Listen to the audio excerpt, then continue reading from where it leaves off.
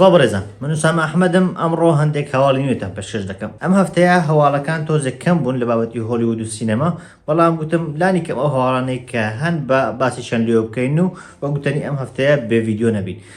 لە یەکەم هەواڵەوە لە فیلمی باتمان دەست پێ دەکەین کە هەواڵێکی زۆر ناخۆشە. ئەویش ئەوەیە کە فیلمی باتمان بەشی دووەمی فیلمی باتمان کە مات ریڤز دەرهێنانەکەی بۆ دەکرد و ڕۆبەرت پاتیسن ڕۆڵەکەی دەجێڕا کە بەشی یەکەمی زۆر سەرکەوتوو بوو کە لە ساڵی 2022 بڵاوبوویەوە زۆر سەرکەوتوو بوو و یەکێک بوو لە باشترین فیلمە سوپەر هیرۆکان کە من بەژانی خۆم بینی بێتم، بە تایبەتی لە بابەتی چیرۆک و سینەماتۆگرافی زۆر ناوازە بوو. جا بۆیە مەراق بووم کە بەشی دووەمیشی بڵاو بکرێتەوە. پێشتر ڕاگەیەنرا بوو کە یەکی دەی ساڵی 2026 فیلمەکە لە سینەماکان پەخش دەکرێت، بەڵام بە شێوازێکی چاوەڕوان نەکراو.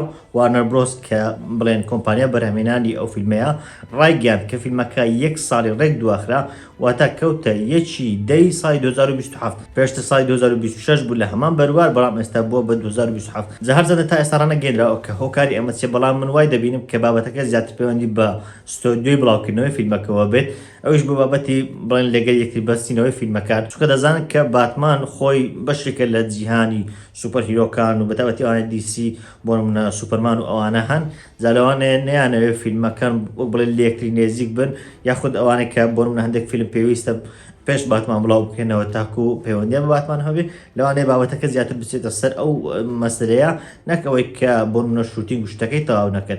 لەوانەیە بابەتیشێن ئەوە بێ، بابەتێشتر لەوانەیە بابەتی بودجە و ئەوانە بێ، لەوانەیە نەتوانن بۆ ساڵی 2026 بودجەی پێویست دابین بکەن تاکو فیلمەکە بڵێن بەرهەم بێنن، چونکە خۆتان دەزانن کە ئەو فیلمە بەتایبەتی لە بابەتی سینەماتۆگرافی ئەوانە زۆر گرنگی پێدراوە و کاستینگەکەشی زۆر بەهێزە، بۆیە لەوانەیە بودجەیەکی باشی تێبچێ. هەر بۆیە لەوانەیە کۆمپانیای وارنر برۆس تا ئێستا نەیەوێ وەک بڵێن ئاوە بەخێرایی خۆ لە فیلمەکە بدات و فیلمەکە بەرهەم بێنێ، هەر بۆیە ساڵێک دوایان خست. ئێستا نازانی کە وەتای هۆکارەکە چیە، لەوان لی داهاتوودا کۆمپانیاکە یاخود دەرهێنەرەکە بڵاوی بکاتەوە کە هۆکارەکەی چیان چۆنێک بێ. ئەمایان هەواڵێکی زۆر ناخۆشە کە فیلمێکی ئاوا سەرنجڕاکێش کە بەڕاستی حەزم دەکرد و بارە بچمەوە لە سینەماکان بەشی نوێ ببینم، ئێستا دەبێت تاکو ساڵی 2027 چاوەڕێ بکەیت تاکو پەخش دەکرێت. لە ماوەی چەند مانگی ڕابردوودا هەواڵێک کە زۆر باس لێوە دەکرا ئەویش فیلمەکەی کریستۆفەر نۆلانە، کە هەمووان دەزانین کریستۆفەر نۆلان یەکێکە لە باشترین دەرهێنەرەکان، ئەگەر باشترین دەرهێنەریش نەبێ، چونکە فیلمەکانی هەمیشە ئۆسکاری بوون و لە بابەتی بۆکس ئۆفیس و ئەوانە قازانی زۆریان پەیدا کردووە و لە هەمان کاتدا خەڵکانێکی زۆریشی بخوانەوە مەراق کردووە.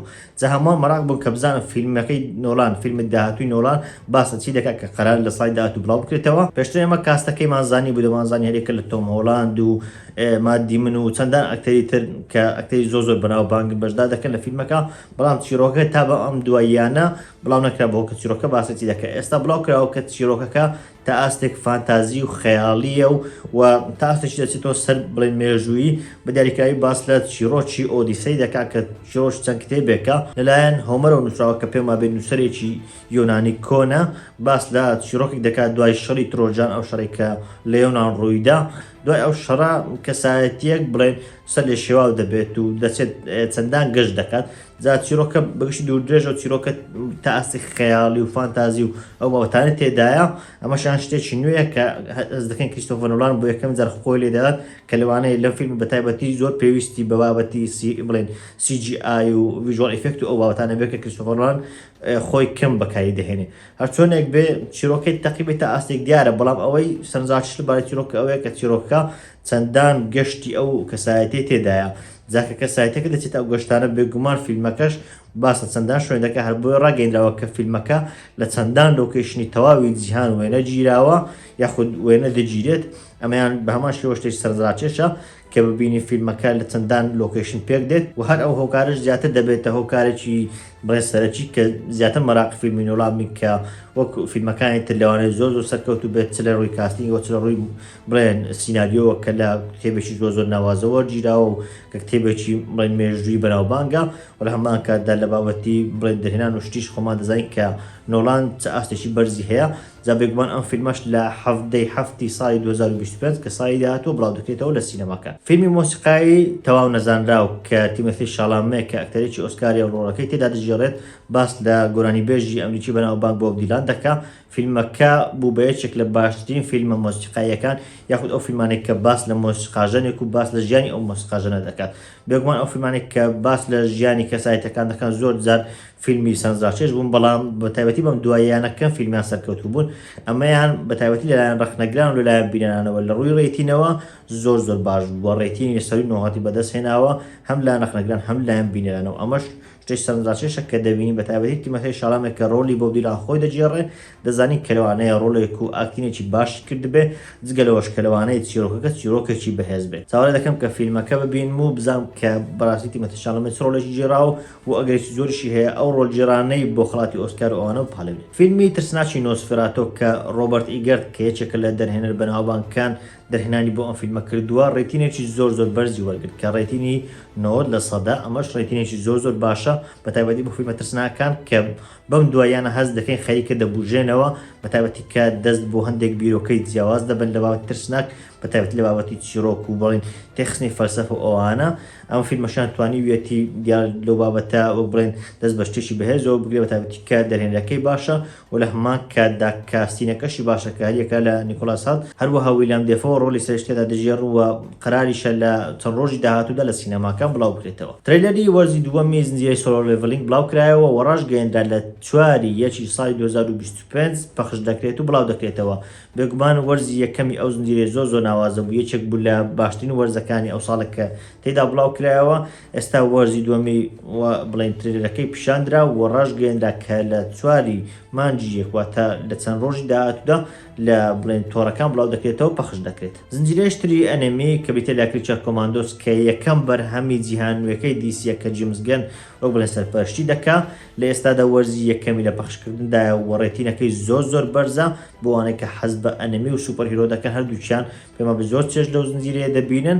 ئێستا ڕاگەیەندا کە وەرزی دووەمیشی بە فەرمی بڵاو دەکرێتەوە، بەڵام دیارنیە کەی و بڵێن چ کاتێک پەخش دەکرێت. زنجیرەیشتری ئەنێمی کە بەم دوایانە بە هەمان شێوە زۆر ناسراوە بڵاو بوویەوە، ئەویش دان کە بە هەمان شێوە بڵێن ڕێتینەکەی زۆر بەرزە، ئەویش لە هەمان کاتدا ڕاگەیەندا کە وەرزی دووەمی هەیە و نوێکراوە بۆ وەرزی دووەم و لە داهاتوودا پەخش دەکرێت. لە بۆکس ئۆفیسی ئەم هەفتەیەش سۆنیک بڕێژەیەکی زۆر لە پێش هەمووانەوەیە و 62 میلیۆن دلاری کۆ کردوێتەوە.